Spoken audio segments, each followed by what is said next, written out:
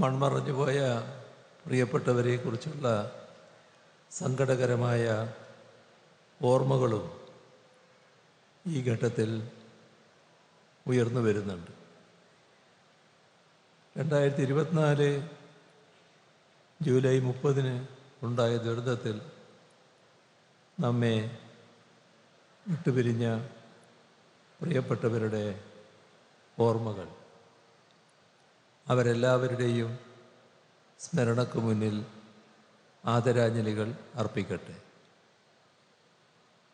ടൗൺഷിപ്പിൻ്റെ ആദ്യഘട്ടമാണ് ഇന്ന് ഉദ്ഘാടനം ചെയ്യപ്പെടുന്നത്.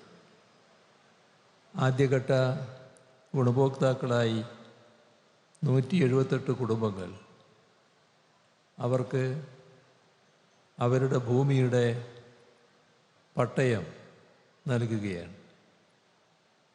ബാക്കിയുള്ള ഗുണഭോക്താക്കൾക്കും ഏതാനും മാസങ്ങൾക്കുള്ളിൽ തന്നെ വീട് കൈമാറുന്നതായിരിക്കും. അവരുടെ വീടുകളുടെ പണിയും അന്തിമഘട്ടത്തിലെത്തി നിൽക്കുകയാണ്. ഇവിടെ പറഞ്ഞതുപോലെ അടുത്ത മഴക്കാലത്തിന് മുൻപ്, വലിയ മാസങ്ങളില്ല നമുക്കറിയാം, അതിനിടയിൽ വരാനിടയുള്ള വലിയ തിരക്ക് പിടിച്ച ഘട്ടമുണ്ടാവും. അതെല്ലാം ഉണ്ടെങ്കിലും അടുത്ത മഴക്കാലത്തിന് മുൻപ് മുഴുവൻ ദുരന്തബാധിതർക്കും സ്വന്തം ഭൂമിയും വീടും നൽകി പുനരധിവസിപ്പിക്കുന്നതിനുള്ള കർമ്മ പദ്ധതിയാണ് തയ്യാറാക്കിയിട്ടുള്ളത്. ഇപ്പോൾ നാം ഓർക്കേണ്ട ഒരു കാര്യം, ഒട്ടും എളുപ്പമായിരുന്നില്ല നമ്മുടെ യത്നം എന്ന കാര്യമാണ്. അപ്രതീക്ഷിതമായി ഒരു രാത്രി കൊണ്ട് ഒരു നാട് തന്നെ ഇല്ലാതാകുന്ന അവസ്ഥ, ഉറ്റവരെയും ഉടയവരെയും നഷ്ടപ്പെടുന്ന അവസ്ഥ, ജീവനോപാധികൾ ഇല്ലാതാകുന്ന നില, ശാരീരികമായ അവശതകൾ ഏറ്റുവാങ്ങേണ്ടി വന്നവർ, അങ്ങനെ ഒട്ടേറെ യാതന അനുഭവിക്കുന്ന സഹോദരങ്ങളെയാണ് ആ ദുരന്തം ബാക്കി വെച്ചത്. ഏത് നാടും പകച്ചു നിന്നു പോകുന്ന ഘട്ടമാണ്. ആ ഒരു അവസ്ഥയിൽ നിന്നാണ് നമ്മൾ ആരംഭിക്കുന്നത്. മരുന്ന്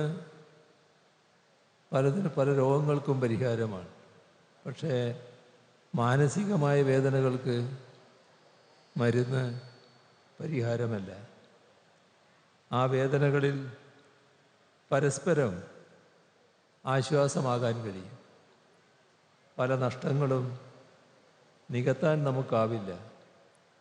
പക്ഷേ സാമീപ്യം കൊണ്ട് മനുഷ്യരെ ആ നഷ്ടത്തിൻ്റെ ആഘാതത്തിൽ നിന്നും പതിയെ പുറത്തു വരാൻ സഹായിക്കാൻ കഴിയും. അതൊക്കെയാണ് മനുഷ്യത്വത്തിൻ്റെ സവിശേഷത. ആ സവിശേഷതയാണ് മുണ്ടക്കൈ ചൂരൽമല അതിജീവനത്തിൽ നമുക്ക് കാണാൻ കഴിഞ്ഞത്. സ്നേഹത്തിൻ്റെ, കാരുണ്യത്തിൻ്റെ, പാരസ്പര്യത്തിൻ്റെ കേരള മാതൃക ഒരിക്കൽ കൂടി ലോകം കണ്ടറിഞ്ഞു. അതായിരുന്നു ഈ അതിജീവനം. ഇവിടെ തടസ്സങ്ങൾ ഏറെയുണ്ടായി. വ്യാജ പ്രചരണങ്ങൾ മുതൽ കേന്ദ്ര സഹായ നിഷേധം വരെ ദുരന്തബാധിതരെ തെറ്റിദ്ധരിപ്പിക്കാനും ചിലർ ശ്രമിച്ചു.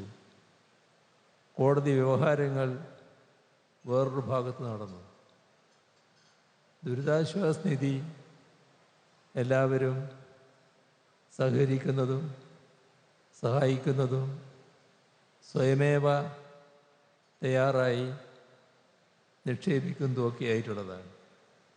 പക്ഷേ ആ ദുരിതാശ്വാസ നിധിയിലേക്ക് ചില്ലിക്കാശ് നൽകരുത് എന്ന് പറയാനും ആളുണ്ടായി. അങ്ങനെ എത്രയെത്ര പ്രതിലോമകരമായ ഇടപെടലുകൾ. ദുരന്തമുണ്ടായ ആദ്യ ആഴ്ചയിൽ തന്നെ ചിലരതിന് തുടക്കമിട്ടു. നമ്മുടെ നാട്ടിൽ യഥാർത്ഥ കാര്യങ്ങൾ നാട്ടുകാരുടെയും ജനങ്ങളുടെയും മുന്നിൽ എത്തിക്കാൻ ബാധ്യതപ്പെട്ട ആ ധർമ്മം ഏറ്റെടുക്കേണ്ട മാധ്യമങ്ങൾ പോലും വ്യാജം ചമച്ചുകൊണ്ട് പുനരധിവാസ പദ്ധതിയെ ഒരു തരത്തിൽ ഇല്ലാതാക്കാൻ ശ്രമിക്കുന്ന കാഴ്ചയും നാം കണ്ടു. ഇവിടെ എല്ലാ ഘട്ടത്തിലും ലോകത്താകെ ഉണ്ടായ മഹായുദ്ധങ്ങളിൽ പോലും യുദ്ധനീതി എന്ന ഒന്നുണ്ടായിരുന്നു.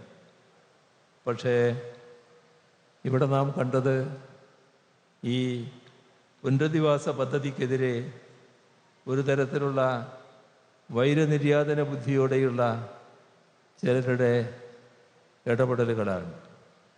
അതിൽ ലോകത്ത് കാണുന്ന യുദ്ധനീതി പോലും കണ്ടില്ല.